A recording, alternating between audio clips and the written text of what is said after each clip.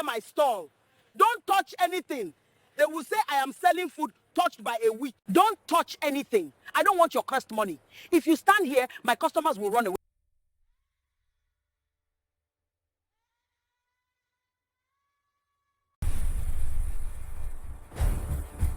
Hey there, pour a cup of tea, get comfy, and let your heart listen.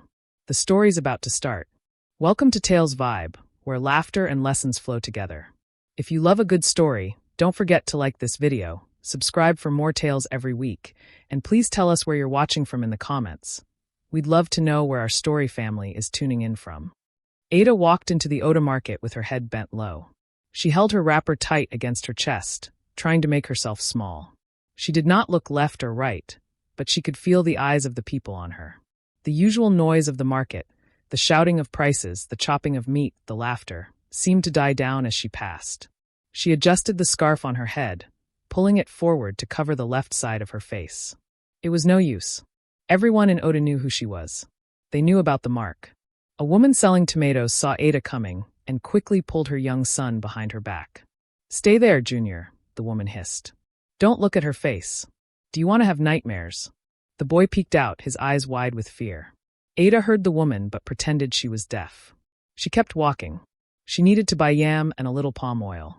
Mama Titi had not eaten a proper meal since yesterday, and the hunger was making the old woman weak. Ada could not go home empty-handed. She stopped in front of a stall owned by Aya Tolu.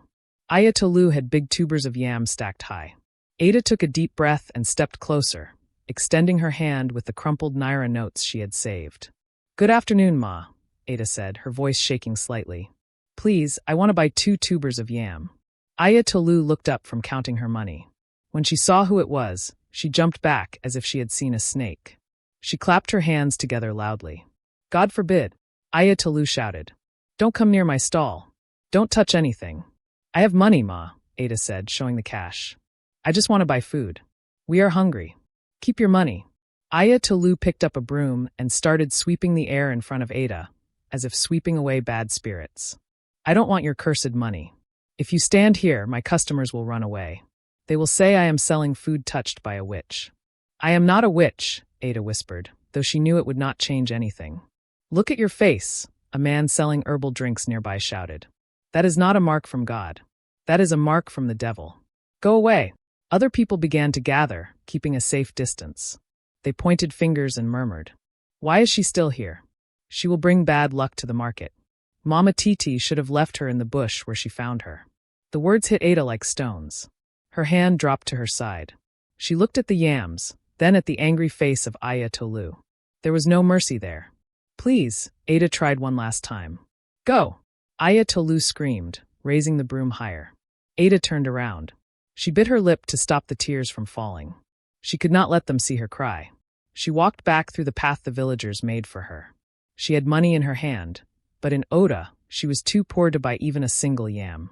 She walked out of the market, alone in the crowd, heading back to the only person who saw her as a human being. Ada pushed the wooden door open and stepped into the cool darkness of their small room. She leaned against the wall, letting the tears finally flow. The Naira notes were still clenched in her fist, useless paper that could not buy them dignity. Mama Titi was sitting on the mat, trying to fan herself. She looked up and saw Ada's empty hands. She saw the shaking shoulders. She did not need to ask what happened. The market women had done it again. "Ada, my child," Mama Titi said softly, struggling to stand up. Her knees were weak, but she moved toward the girl. Ada dropped to her knees and buried her face in her hands. "Mama, why? Why did God give me this face? I tried to buy yam. I showed them the money. They treated me like a dog." Aya Tolu raised a broom at me. Mama Titi sat on the floor beside her and pulled Ada's head onto her chest. She stroked the rough braids on Ada's head. "Hush now. Stop crying. Their hearts are blind, Ada. They see the scar, but they don't see the person. They call me a witch," Ada sobbed. "They say I am cursed. Maybe they are right. Look at us, Mama. You are sick, we have no food, and nobody wants to help us because of me. I am bringing you bad luck. Shut your mouth." Mama Titi's voice was sharp, but her eyes were full of love. She lifted Ada's chin so she could look into her eyes. "You are not a curse. You are a blessing. Since the day I found you, you have been my joy. Do not let their foolish words enter your spirit." Outside the window, a loud voice drifted in. It was Mom and Ketchy, the neighbor. "Heh, is the witch girl back?" I heard crying. "Maybe the spirits are beating her." Another voice laughed. "Let her cry, oh. That old woman, Titi, is suffering for nothing. If she had sense, she would have chased that bad luck away years ago. Now look at her, dry like stockfish." Ada stiffened. She wanted to run out and shout, but Mama Titi gripped her hand tight. "Leave them," Mama Titi whispered firmly. "A lion does not turn around when a dog barks." Mama Titi reached for a small plastic bowl covered with a plate. "I kept a little Gary and groundnut for us. It is not much, but we will eat it with peace." She took the money from Ada's hand and put it under the mat. "One day, Ada, they will run to greet you. They will beg to carry your bag. I may not have money and my body is weak, but I know this truth. You are gold covered in dust. Wipe your face. We will eat." Ada looked at the old woman's tired face. Mama Titi was frail, but her eyes were strong like iron. Ada wiped her tears. She did not feel like gold, but if Mama Titi said it, she would try to believe it. The kerosene lamp flickered, casting long shadows on the mud walls. The humble meal was finished, but the heaviness in the room remained. Mama Titi watched Ada wash the plastic bowls in the corner. The old woman's chest felt tight. The sickness inside her was moving fast, eating her strength like termites in wood. She knew she could not wait anymore. Secrets were heavy loads, and she could not carry this one to the grave. "Ada," Mama Titi called out. Her voice sounded different, deeper, serious. "Leave the bowls. Come and sit here. Close to me." Ada dried her hands on her wrapper and sat on the edge of the mat, looking worried. "Mama, is the pain back? Should I get water?" "No water," Mama Titi said, taking Ada's hands. Her palms were rough but warm. "I want to tell you something. It is the truth about your life. You have asked me many times why you look different, why the villagers hate us. Tonight you will know." Ada's heart began to beat fast. "Mama, what is it? You are scaring me." Mama Titi took a deep breath, looking straight into Ada's eyes. "Ada, listen well. I love you more than life itself. But I am not the one who birthed you. My belly did not carry you." Ada pulled her hands away, shock written all over her face. The room seemed to spin. "Mama, what are you saying? You are my mother. You raised me." "I am your mother by heart, but not by blood," Mama Titi whispered, tears forming in her tired eyes. "It was 17 years ago. The rain that night was falling like stones from the sky. Thunder was shaking the ground. I was alone in this house. Then I heard a terrible noise from the highway. Boa! It sounded like the world had broken." Mama Titi coughed, clutching her chest, but she waved her hand to show she must finish. "I ran out with my lantern. It was a luxury bus, the big ones that travel overnight to Lagos. It had crashed into the big Irako tree near the bend. It was terrible, Ada. Fire, smoke, bodies scattered everywhere. Everyone was dead. Men, women, everyone." Ada covered her mouth with both hands, her eyes wide with horror. "I was turning to leave, shaking with fear, when I heard a small cry," Mama Titi continued, reaching out to gently touch the scar on Ada's face. "I followed the sound. Under a broken seat, I found a baby girl. You were soaking wet, and blood was covering your face. This scar, it was a fresh cut from the broken glass. I waited by the road till morning." Mama Titi wept softly. "I hoped police would come, or family. But nobody came. The dead were just dead. I could not leave you there to die too. So I took you. I cleaned your wound. I called you Ada because you are the first daughter of my heart. God gave you to me." Ada sat frozen, the truth settling on her like a heavy cloth. She was not just a village outcast. She was a survivor of a tragedy she couldn't remember, a child born of a storm. For 2 weeks after the revelation, a strange silence hung over the house. Ada looked at Mama Titi differently now. She saw not just a mother, but a savior who had plucked her from death. However, the truth could not put food on the table, and it certainly could not cure the sickness eating Mama Titi from the inside. One Tuesday morning, the situation turned critical. Mama Titi insisted on grinding dry pepper to sell in front of the house. "We cannot eat sand, Ada," she had argued when Ada tried to stop her. Ada was sweeping the compound when she heard the heavy thud of the mortar falling, followed by the sound of a body hitting the floor. "Mama!" Ada screamed, dropping her broom. She rushed inside. Mama Titi was lying on the mat, clutching her chest. Her eyes were rolled back, and foam was gathering at the corners of her mouth. Her body was shaking violently. Mama, please. Stay with me. Ada cried, shaking her. The old woman's skin was burning hot, hotter than a cooking pot. Panic seized Ada. She knew she could not lift Mama Titi alone. She ran outside barefoot, shouting for help. Help! Somebody please help me. My mother is dying. She ran to the nearest door, Mama Nkechi's house. She banged on the metal door with both fists. Mama Nkechi, please. Mama Titi has collapsed. Help me carry her. She heard movement inside, footsteps approaching the door. Then the bolt slid shut. Kbam! Go away! Mama Nkechi's voice came through the door, muffled but cruel. We don't want trouble. If the spirits are finally taking her, let them take her. Don't bring that your cursed face to my door. Ada ran to the next house and the next. It was the same story. Windows were slammed shut. Curtains were drawn. The village of Oda had decided that Mama Titi's sickness was the punishment for harboring a witch, and they would not interfere with the gods. Defeated and sobbing, Ada ran back inside. She dragged Mama Titi onto the bed with all her strength. She grabbed a wet rag and tried to cool the old woman's body, but the heat was too much. Mama Titi opened her eyes briefly. They were cloudy. Ada, she wheezed. Don't worry. I have to get a doctor, Ada whispered, her hands trembling. The herbal mixture is not working. The chemist man said he cannot help anymore. You need a big hospital. You need oxygen. But big hospitals needed money. They needed a deposit before they would even look at a patient. Ada checked the tin where they kept their savings. It was empty. The reality hit her like a blow to the stomach. Without money, Mama Titi would die right there on that mat, abandoned by the world. Night fell over the village of Oda, but sleep did not come to Ada. She sat on the cold floor beside the mat, watching Mama Titi's chest rise and fall with shallow, raspy breaths. The heat had left the old woman's body, replaced by a cold sweat that frightened Ada more than the fever. The room was silent except for the chirping of crickets outside and the rattling sound in Mama Titi's throat. Ada held her rosary tight, her lips moving in silent prayer. God, please, do not take her. She is all I have. If you save her, I will do anything. But as the first light of dawn crept through the wooden window slats, Ada knew that prayers alone would not buy medicine.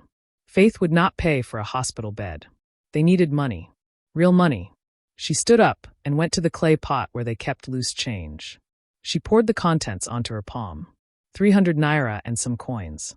It was barely enough to buy food for 2 days, let alone cure a dying woman. But it was enough for one thing, a bus fare to the city. An idea had been forming in her mind all night, a terrifying idea. In the village, she was the cursed girl, the witch. But in the city, in Lagos, nobody knew her name. Nobody knew her story. There were millions of people there. Surely, among the rich men in big cars, someone would have mercy. I have to go, she whispered to the empty room. She bathed quickly with cold water from the bucket. She wore her best dress, though it was faded and patched at the elbow. Then she took a large black scarf. Standing in front of the broken mirror, she wrapped it carefully around her head and neck. She pulled the left side forward until it completely covered the scar, leaving only her right eye and cheek visible. She looked like a different person. A normal girl. She knelt beside Mama Titi and kissed the old woman's cold forehead. Mama, sleep. I am going to get help. I promise I will come back with medicine. Just hold on for me. Mama Titi did not stir. Ada grabbed the small bag she used for market errands and stepped out into the morning mist. She walked briskly past the sleeping houses of the neighbors who had rejected her. She reached the motor park just as the first Danfo bus was loading for Lagos. Lagos! Ojota! Oshodi! The conductor shouted, his voice rough. Ada squeezed the money in her hand. Her heart was hammering against her ribs like a trapped bird. She had never traveled this far alone. She had heard stories of kidnappers and ritualists in the city. The journey to Lagos was long and rough. By the time Ada arrived, the sun was high, and the noise of the city was deafening. She found herself at a busy junction on the mainland, a place where cars stood bumper to bumper for hours. This was the famous Lagos Go-Slow. Inside a sleek black SUV, shielded from the noise and heat by tinted glass and air conditioning, sat Chief Adelik. He was a man who had everything money could buy. His suit was tailored in London, his shoes were Italian leather, and he owned companies that employed thousands of people. But as he looked out the window at the chaotic scene, his eyes were empty. Sunday, Chief Adelik said, his voice low and tired. Why are we not moving? I have a meeting with the investors by 2 p.m. The driver, Sunday, glanced at the rearview mirror nervously. Sorry, sir. It is this third mainland bridge traffic. A tanker broke down in front. We have been on this spot for 30 minutes. The boys are saying the road is blocked completely. Chief Adelik sighed and dropped the iPad he was holding onto the leather seat. Business. Money. Contracts. It was all he had done for the past 17 years. He used work to bury the pain, but the pain always found a way to surface. Today was particularly hard. It was the anniversary of the accident, the day his life ended, even though his heart kept beating. He closed his eyes and saw the image that haunted his sleep. The twisted metal of the bus, the rain, the silence that followed the crash. He had lost his wife, Simi, and their little daughter, Beezy, on that day. They were traveling to the village for a grandmother's burial while he was abroad on business. He never saw them again. The police said the bodies were burnt beyond recognition. Sir? Sunday called out, breaking his reverie. Hawkers are coming close to the car. Should I wind up the glass fully? Leave it, Adelik muttered. He felt suffocated inside the cool car. He wanted to feel something real, even if it was just the heat of the day. Outside, the street was a market of its own. Boys were running between cars selling gala, cold drinks, and handkerchiefs. And then there were the beggars, the blind men led by children, the mothers with twins, the crippled. Adelik usually ignored them. He gave millions to charity foundations every year. He did not like giving cash on the street. But today his heart felt heavy. He watched the people struggle outside. They were fighting for survival, fighting to eat. He was fighting to forget. The traffic inched forward and then stopped again with a jerk. They were stuck right under the pedestrian bridge. We will be here for a while, sir, Sunday said, turning off the engine to save fuel. Chief Adelik looked out the window. He saw a figure approaching the car. It was a girl, her head wrapped in a heavy black scarf, looking nervous and out of place among the aggressive hawkers. She was moving from car to car, hesitating, as if she was new to this hard life. Adelik watched her, feeling a strange pull he could not explain. Ada wiped the sweat from her forehead with the back of her hand. Her legs were shaking. She had been walking for over an hour in the scorching sun, tapping on windows, but no one had given her a single kobo. Some drivers insulted her. Others simply looked away as if she was invisible. God, please, she whispered, her throat dry. Just one person. Send me just one helper. She looked at the black SUV in front of her. It was huge and shiny, looking like a beast among the smaller cars. The windows were darker than night, but the engine hummed with power. She took a deep breath. This was her last chance before she collapsed. She stepped closer to the back window and tapped gently with her knuckles. KP KP KP. Inside, Sunday the driver glared at her through the side mirror. He waved his hand aggressively. Calm it there. Go away. We no get change. Ada flinched but didn't move. She couldn't move. Desperation rooted her to the spot. She tapped again, a little harder this time. Please, sir. A beg. In the back seat, Chief Adelik watched the girl. He saw her lips moving. He saw the tremble in her hands. There was something about her posture, broken yet standing, that tugged at his spirit. Sunday, calm down, Adelik said quietly. He pressed the button on the door, and the tinted glass slid down halfway. Cool air from the car rushed out to meet the hot fumes of the street. Ada blinked, surprised to see the face of the man inside. He looked kind but very sad. Good afternoon, sir, Ada stammered, clutching the scarf tight under her chin to keep her secret hidden. Please, sir. I am not a beggar. I don't do this every day. My mother is dying in the village. We have no money for hospital. Please help me. Anything you have. Adelik looked into her eyes. They were brown, deep, and innocent. They reminded him of someone, but he couldn't place who. He reached into his pocket and pulled out a bundle of crisp 1,000 naira notes. He didn't even count it. Here, he said, extending his hand. Take care of your mother. Ada's eyes widened. She had never seen so much money in her life. In her excitement, she bowed her head to thank him. Thank you, sir. God bless you, sir. As she bowed, the loose end of the black scarf caught on the side mirror of the car. When she pulled back up, the fabric slipped. It fell from her head to her shoulders. The sun hit her face instantly. The scar, jagged, angry, and distinct, was exposed for the world to see. It ran from her left temple, curved over her eye, and ended on her cheek. Chief Adelik's hand froze in midair. The money dropped from his fingers onto the car floor. He stared. He stopped breathing. It was the mark. The exact mark. The jagged line where the shard of the bus window had sliced his baby's face seconds before the darkness took him. He had seen that wound in his nightmares every night for 17 years. Jesus, he whispered, his voice shaking. Ada saw his shock. She panicked. She thought he was disgusted like the villagers. She quickly tried to pull the scarf back up. I'm sorry, sir. I'm sorry my face is like this. She turned to run. No, Adelik shouted, a roar that made Sunday jump in the front seat. Unlock the door. Sunday, unlock the door now. Sunday, open this door. The central lock clicked. Chief Adelik pushed the heavy door open and stepped out into the chaos of the Lagos traffic. The heat of the asphalt rose up to meet him, but he did not feel it.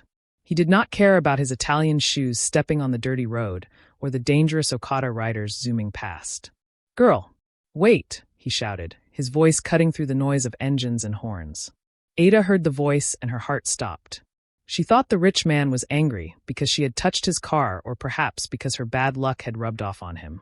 She tried to weave through the gap between a yellow Danfo bus and a fuel tanker, clutching her scarf tight. Please leave me alone, she cried out, not looking back. I didn't steal anything. Stop her, Adelik commanded, pointing a finger. The sheer power in his voice made a nearby hawker drop his tray of gala to block Ada's path. Auntie, wait now. The big man is calling you. Ada froze. She turned around slowly, trembling like a leaf in the wind. Chief Adelik walked toward her. To the onlookers, it was a strange sight. A billionaire in a crisp suit walking toward a ragged, frightened beggar girl in the middle of the highway. Drivers poked their heads out of windows to watch the drama. He reached her and stopped. He was breathing hard, not from running, but from the shock rattling his bones. I am sorry, sir, Ada wept, covering the left side of her face with her palm. I did not mean to offend you with my face. I will go. Please don't call the police. Remove your hand, Adelik said. His voice was not angry. It was shaking. It sounded like he was in pain. Sir, let me see it, he whispered, stepping closer, ignoring the sweat dripping down his forehead. The scar. Let me see. Slowly, terrified, Ada lowered her hand. She looked up at him, expecting disgust. Instead, she saw tears gathering in the man's eyes. He reached out a hand, his fingers hovering inches from her cheek. He traced the air above the jagged line. It was the same curve, the same angle. How? How did this happen? He asked, his voice barely audible. I don't know, sir, Ada stammered. My mother, she told me I was found in an accident. A big bus crash. Many years ago. The world seemed to stop spinning for Chief Adelik. The horns of the cars faded away. A bus crash. The pieces of the puzzle were clicking together in his mind, terrifying and hopeful at the same time. Your mother, he choked out. You said she is in the village? Yes, sir. In Oda. She is very sick. That is why I came to beg. Adelik grabbed her hand. His grip was firm, possessive. He was not letting go. Not again. Come with me, he said. To where, sir? Ada asked, confused and scared. To your mother, he replied, pulling her gently but firmly toward the SUV. I need to see her. I need to ask her a question. A very important question. Sunday, the driver, watched with his mouth open as his boss opened the back door for the beggar girl. Sir? You want her to enter the AC? Drive, Sunday, Adelik said, slamming the door shut. Turn this car around. We are going to Oda. The black SUV, followed by 2 security cars that Sunday had called for backup, rolled into the village of Oda like a thunderstorm. Dust rose into the air, covering the roofs of the nearby mud houses. The villagers ran out, some tying their wrappers tight, wondering if the governor had come to visit their forgotten village. When the car stopped in front of Mama Titi's dilapidated house, a silence fell over the crowd. Sunday opened the door, and Chief Adelik stepped out. Then he reached in and helped Ada out. A collective gasp went through the crowd. Is that not the witch girl? Mom and Ketchy whispered loudly. What is she doing with a big man? Chief Adelik did not look at them. He did not care about their whispers. His focus was on the wooden door of the hut. Lead the way, he told Ada. They entered the room. It smelled of sickness and old herbs. Mama Titi was lying on the mat, her breathing shallow. She opened her eyes slowly when she saw the tall stranger filling her small room. She looked from him to Ada, and a weak smile touched her lips. She knew. A mother always knows when destiny comes knocking. Mama, Ada cried, rushing to her side. I brought help. This is Chief Adelik. Adelik removed his hat and knelt on the dusty floor beside the mat, ignoring the dirt on his expensive trousers. "Mama," he said, his voice trembling. "Ada told me how you found her. But I need to know, was there anything else? Did you find anything on her body that night?" Mama Titi coughed weakly and pointed a shaking finger toward the corner of the room, under the bamboo bed. "The box," she whispered. "Bring the metal box." Ada scrambled to the corner and pulled out a rusty, old biscuit tin. Her hands shook as she placed it in front of the billionaire. The room was so quiet you could hear a pin drop. Chief Adelik reached out and opened the lid. Inside, wrapped in an old newspaper, was a tiny baby dress. It was pink, but one side was stained dark with old dried blood and burnt at the edges. Adelik's breath hitched. He remembered that dress. Simi had ironed it that morning. But there was one more thing. Lying at the bottom of the tin was a small, gold bracelet. It was tiny, meant for a toddler's wrist. Adelik picked it up with trembling fingers. He wiped the dust off the small plate in the center. There, engraved in simple letters, was the name, Beezy. The tears that Chief Adelik had held back for 17 years finally broke free. He collapsed forward, clutching the tiny bracelet to his chest, sobbing like a child. "It is her," he cried, his voice echoing in the small room. "Simi, I found her. I found our Beezy." Ada watched, confused and overwhelmed, as the powerful man looked up at her through his tears. "You are not Ada," he whispered. "Your name is Beezy. You are my daughter." Age of Mama Titi, dying on that mat, gave her courage. "One seat," she told the conductor, handing him the money. She squeezed into the back row of the bus. As the engine roared to life and they sped away from Oda, Ada closed her eyes. She was going to beg. She would swallow her pride to save her mother. Chief Adelik wiped his tears with a silk handkerchief. He stood up, looking taller and stronger than before. He turned to his security detail standing at the door. "Carry her," he commanded, pointing to Mama Titi. "Gently, like she is an egg. If she feels any pain, you answer to me." Two burly men stepped forward and carefully lifted the frail woman. Ada, now Beezy, held Mama Titi's hand as they moved out of the dark hut into the blinding afternoon sun. Outside, the crowd had doubled. Everyone from the mechanic to the market women was stretching their necks to see what was happening. When they saw the billionaire's men carrying the cursed woman into the air-conditioned SUV, a hush fell over Oda. Chief Adelik stopped before entering his car. He looked at the faces of the villagers, the same people who had spat on his daughter and locked their doors against a dying widow. "You called them cursed," Adelik said, his voice booming without a microphone. "But this woman is a queen. She saved what was lost. Today, poverty leaves this house forever." He got into the car with Beezy and Mama Titi. As the convoy sped off, leaving a cloud of dust for the gossipers to swallow, Beezy looked back one last time. She was leaving the pain behind. 3 months later, the garden of Chief Adelik's mansion in Ikoyi was decorated with white roses and gold ribbons. A live band was playing soft highlife music. Lagos socialites, business partners, and old friends filled the venue, holding glasses of champagne. Beezy stood in front of a full-length mirror in her room.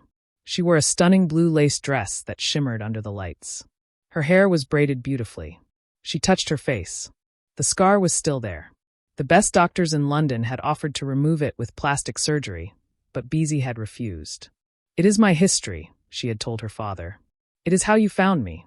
The door opened and Mama Titi walked in. The transformation was miraculous. The sickness was gone, replaced by the glow of good food, rest, and peace of mind.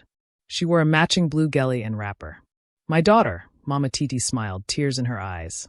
"You look like an angel. And you look like a big madam," Beezy laughed, hugging her tightly. They walked down the grand staircase together. When they reached the garden, the music stopped. Chief Adelik took the microphone. "Friends," he said, his voice thick with emotion. "For 17 years, I was a man with money but no joy. Today, I want to introduce you to my heart." He beckoned Beezy to the stage. She walked up, head held high, no longer hiding behind a scarf. "This is Beezy Adelik, my daughter," he announced proudly. "And seated there is Mama Titi, the mother who gave her life back to us." The applause was thunderous. Beezy looked at the crowd, then at her father, and finally at Mama Titi.